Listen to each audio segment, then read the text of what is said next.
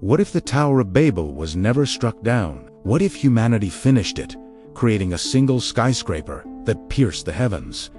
It's one of history's greatest what-if scenarios. Let's explore the world that might have been. The story, found in the book of Genesis, tells of a united humanity, speaking a single language, who decided to build a city and a tower whose top may reach unto heaven. The goal, to make a name for themselves and prevent being scattered across the face of the earth. But this act of hubris angered God, who confused their languages and scattered them, leaving the tower unfinished. But imagine a different timeline. Imagine the project goes on. What would a completed Tower of Babel even look like? The Bible describes it being built in the land of Shinar, which is ancient Mesopotamia, modern-day Iraq. The materials were baked brick and bitumen for mortars. This was advanced technology for the time, creating a structure far stronger than simple mud brick. How tall could it have been? Some interpretations see the reach unto heaven part metaphorically, meaning a center of astrological or religious worship. But let's take it literally. To ancient people, the clouds were the heavens. So a tower reaching the clouds, maybe a few kilometers high, would have seemed like it touched the sky itself. Modern engineering tells us a simple brick tower couldn't get that high under its own weight. But let's assume they had some lost, super advanced ancient technique. Or maybe the story's divine aspect implies some impossible feats were possible. So, picture it. A colossal ziggurat-style structure, spiraling upwards, wider at the base, narrowing as it ascends. It's not just a tower. It's a vertical city. The lower levels are bustling markets and homes. As you go higher, you find administrative offices, workshops, and granaries. At the very top, an observatory and a grand temple. A place to connect with the divine, or perhaps to challenge it. This single structure would be the undisputed center of the human world. With the tower complete, the primary goal to avoid being scattered is achieved. Humanity remains clustered around this central point. For generations, everyone lives in or near the great city of Babel. A single culture would flourish, with one language, one set of laws, and one shared purpose. Societal and technological progress would be insanely fast. Think about it. All the brightest minds in the world are in one place. No language barriers, no cultural misunderstandings holding back collaboration. Breakthroughs in mathematics, astronomy, engineering, and medicine would happen at a blistering pace. Instead of knowledge being lost or fragmented as people spread out, it would be consolidated and built upon generation after generation in the great libraries of Babel. We might have seen a steam engine in 500 BC instead of the 18th century. The Industrial Revolution could have happened thousands of years earlier. Humanity would have become a Type 1 civilization on the cut-a-shave scale, harnessing all the energy on our planet, while the rest of the world in our timeline was still in the Iron Age. This united civilization, let's call them the Babylonians, would have an incredibly centralized government. A single council or a monarch ruling from the tower's peak would command the entire human race. This would be the most powerful and absolute government in history. On one hand, this could lead to unprecedented peace and stability. No wars between nations, because there are no nations. Just one people. Resources could be managed efficiently on a global scale, preventing famine and poverty. But there's a dark side to this unity. A single point of failure. What if this centralized power becomes corrupt or tyrannical? A single bad ruler could oppress all of humanity. There would be no escape, no other country to flee it. Dissent would be crushed mercilessly to maintain unity. The very thing that made them strong, their oneness, would also be their greatest vulnerability. Innovation might also stagnate over time. Competition and diversity are powerful drivers of progress. Different cultures trying different things leads to a wider range of solutions. In a single, monolithic culture, groupthink could become a massive problem. If everyone is taught to think the same way, who will challenge the status quo? Who will come up with the truly radical, world-changing ideas? The society could become rigid, conformist, and ultimately fragile. And what about exploration?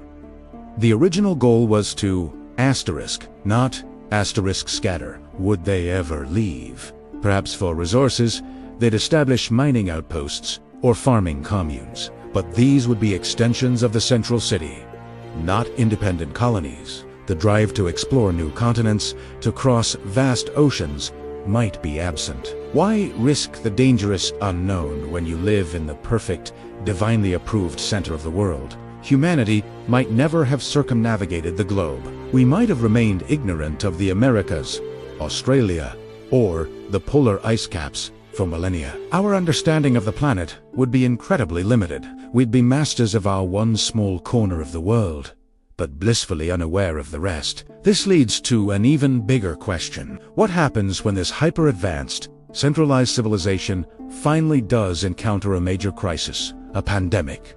For example, in a densely populated vertical city, a disease would spread like wildfire.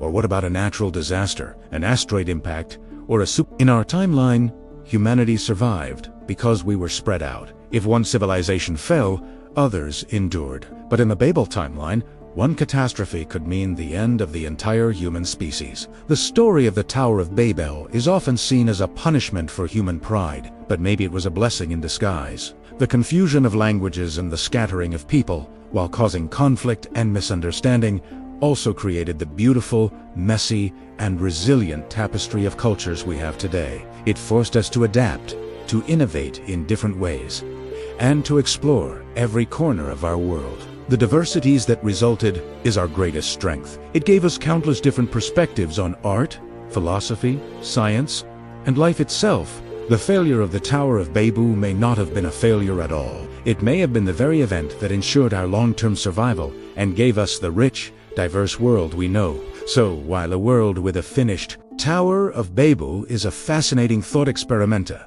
world of technological wonders and unified purpose, it is also a world that is potentially stagnant, fragile, and ultimately less human. Maybe being scattered wasn't a curse, but the beginning of our real journey. What do you think? Would a united humanity have been better off, or was the fall of Babel a necessary step in our evolution? Let me know your thoughts down in the comments. Thanks for watching, and if you enjoyed this journey into an alternate past, be sure to like and subscribe for more. See you next time. The first year after the tower's completion was, by every measurable standard, the most productive year in human history, and simultaneously, almost paradoxically, the most deeply chaotic. Because here is what nobody predicted. The tower didn't just change what humanity believed about the cosmos. It changed what humanity believed about each other. Before the tower, there were borders, rigid, ancient, deeply personal borders.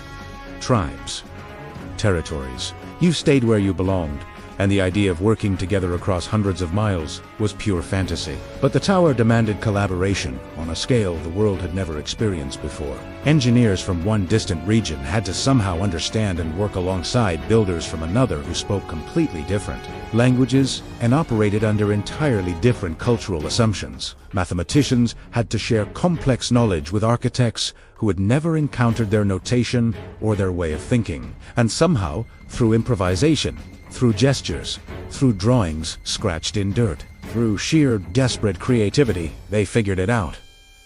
Not perfectly, not smoothly, but enough to finish something that every single one of them, individually, could never have even begun to imagine. And when the tower was done, those connections didn't vanish. They lingered like scar tissue, uncomfortable to look at, but remarkably functional. Trade routes that never existed before suddenly made perfect sense to use. Communication systems that were crude and messy but actually worked at a basic practical level. A strange, fragile web of human cooperation had been stitched together purely out of necessity. And now, with the tower finished, that web had nowhere to go but expand outward into every corner of the earth. So, the economy exploded. Resources moved faster than any empire had ever managed to achieve. Food distribution became almost frighteningly efficient. Waste dropped. Famine became rare. Entire populations that had lived one bad harvest away from starvation suddenly had access to supply chains that could deliver aid within days rather than months. Cities grew at a pace that made ancient urban planners look like amateurs working with children's blocks. On the surface, it looked like paradise. Progress without limits, ambition without visible consequences. A species that had touched the edge of the universe and decided to keep building outward in every direction at once, with an appetite that showed no signs of slowing. But paradise is never what it looks like from outside, because underneath that dazzling surface, something deeply unsettling was quietly taking root. The shared language, that improvised system of communication born from the tower's construction, was evolving fast. Faster than anyone predicted or could control. And it was changing not just how people talked to each other. It was changing, subtly but permanently, how they thought about the world. Words create reality. That's not poetry. It's cognitive truth. When an entire civilization starts using the same vocabulary to describe the same universe, the same emptiness, the same silence, consensus becomes almost inevitable.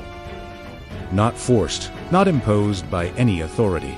Who's natural organic, like a current forming in a river that everyone starts swimming with, because fighting it had become exhausting beyond reason. That current had a very specific direction. It was pulling humanity towards something no empire, no religion, no philosophy had ever achieved a genuinely unified worldview, built not on shared faith or shared fear, but on one undeniable shared experience. We reached the top, and nobody was there. The language bound them together across every border that had once divided them. The silence defined them collectively in ways no shared religion ever could. And the worldview that emerged was stranger, more powerful, and far more fragile than anyone alive could have imagined. Here's the moment everything got genuinely, irreversibly weird. About 3 years after the tower was completed, a group of young engineers, barely old enough to have worked on the original structure themselves, did something absolutely no one in authorities saw coming. They didn't look at the tower as a final achievement to celebrate and remember. They looked at it as a starting point, a foundation stone. The first sentence of a much longer story humanity hadn't finished writing, and they started building again, with a purpose fundamentally different from anything that had come before. Not another tower, something far stranger, and far more ambitious. They began designing structures that were unmeant to reach the sky. They were meant to reach each other. Massive, interconnected platforms linking settlements across hundreds of miles of previously uncrossable terrain. Underground networks moving water, food, materials, and information simultaneously through channels carved with mathematical precision. Bridges that weren't just physical connections between 2 points. They were living systems, treating an entire civilization as a single organism rather than a collection of separate, competing parts. The older generation, the ones who had actually climbed the tower, who had looked into that silence with their own eyes, watched with a mixture of genuine awe and bone-deep terror. Because what these young builders were doing wasn't simply architecture. It was the physical, concrete manifestation of an idea sweeping through the population like wildfire. If we are truly alone, if there is no God, no divine plan, no cosmic safety net, then the only thing between humanity and total extinction is humanity itself. Nothing else.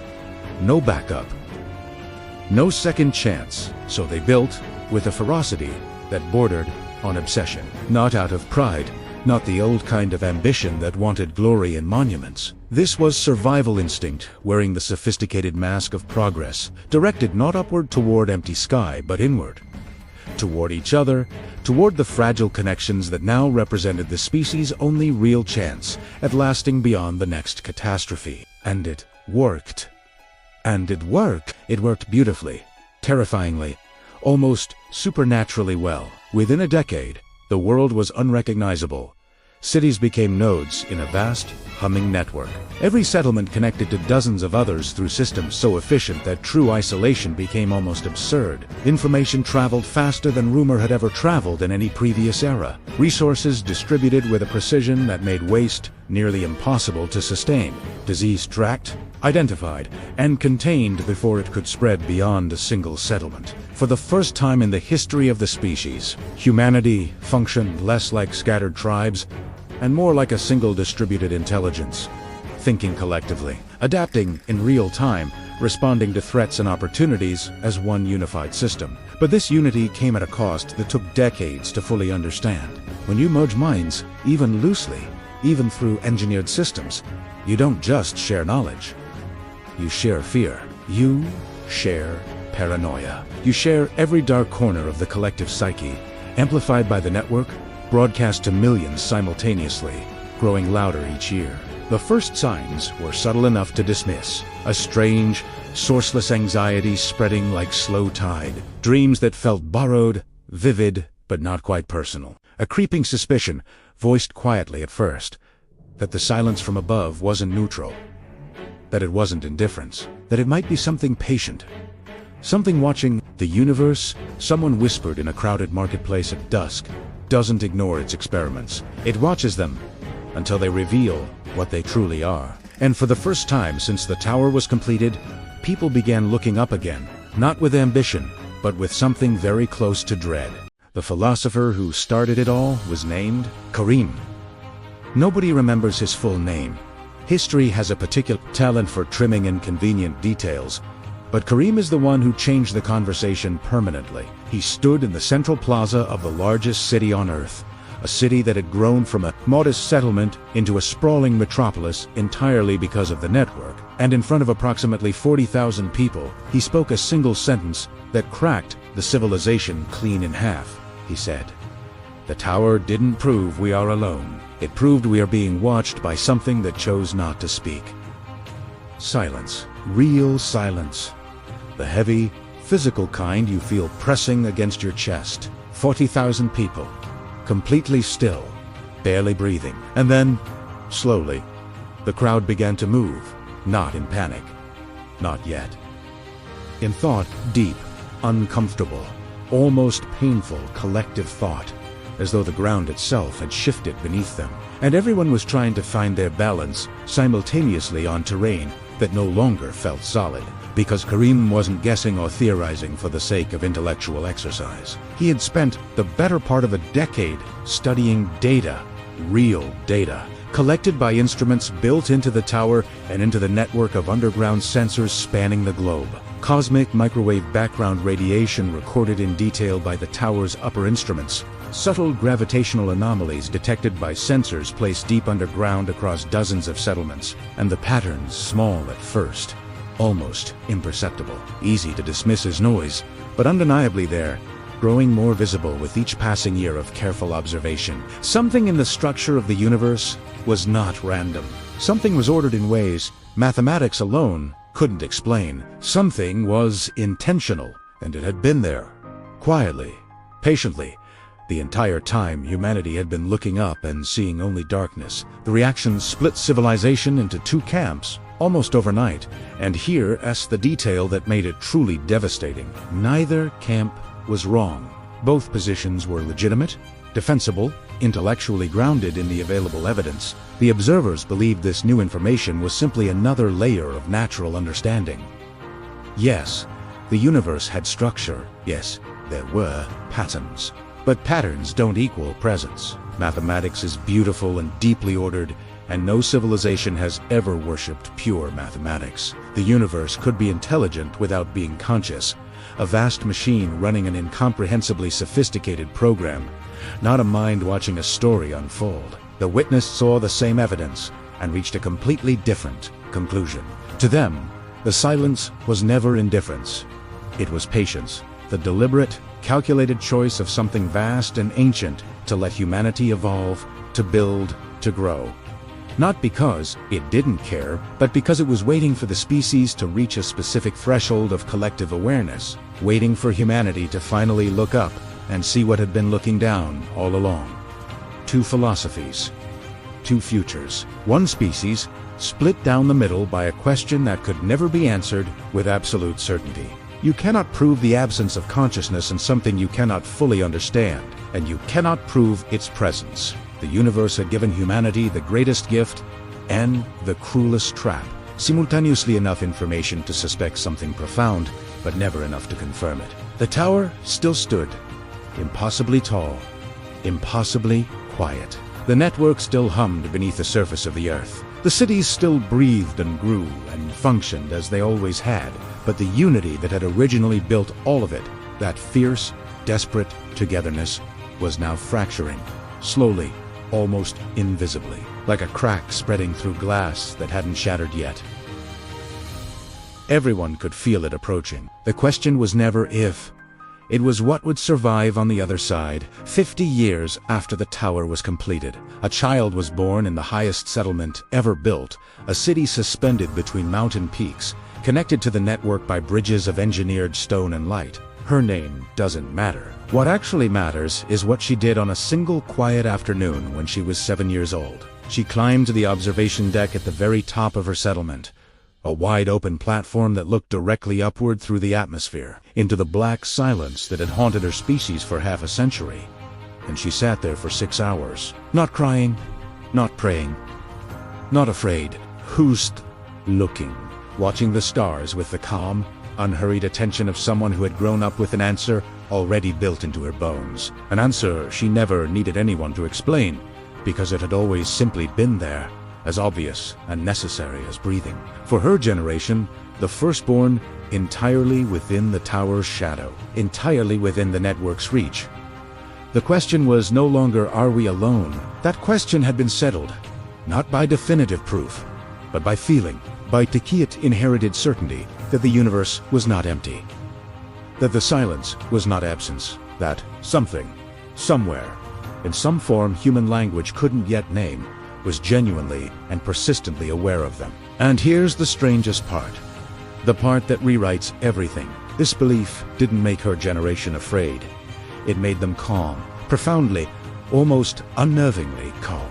Because if something was watching, if the silence was attention rather than indifference, then the desperate pressure to prove humanity's worth through endless building and conquering and accumulating simply dissolved. Not because they stopped caring about progress, but because the stakes, as they understood them, had fundamentally and permanently changed. The observers and the witnessed were still arguing, still building institutions around competing beliefs, still debating with passionate conviction on both sides. The argument had become the defining cultural conflict of the entire age. But the children didn't care about the argument. They cared about the deeper question underneath it. The one that neither side in all their intellectual rigor had ever genuinely bothered to ask. What does it mean to be human if being human was never actually the central point of this story? The tower stands. It will probably stand for centuries, maybe longer. The network hums, connecting billions across a planet that once believed the sky was a ceiling and discovered, through sheer audacity, it was something else entirely. And somewhere above it all, in the silence, the universe does what it has always done. It watches, it waits, it says nothing. But here is the final thought, the one that keeps philosophers awake at night, the one Kareem spent his last year circling without ever quite landing on, the one the girl on the observation deck probably understood better than anyone alive. The silence was never the absence of communication. It was the most patient, most deliberate form of it that could exist. Humanity had been given one chance, one extraordinary, unrepeatable opportunity to look up, see what was there, and decide for themselves what it meant. No instructions, no shared language, no divine hand, just the tower, the sky, and the choice. And that, strip away every empire, every philosophy, every fear, is the most terrifying, most exhilarating, most profoundly human thing this species has ever done. Not the building, the deciding, the moment a civilization looked into infinite silence and chose, without permission, without certainty, without God, to keep going anyway. That is the real Tower of Babel. Not a story about punishment, not a cautionary tale about pride. A story about what happens when the sky stops being sacred and humanity has to decide, completely alone, what to fill the space with.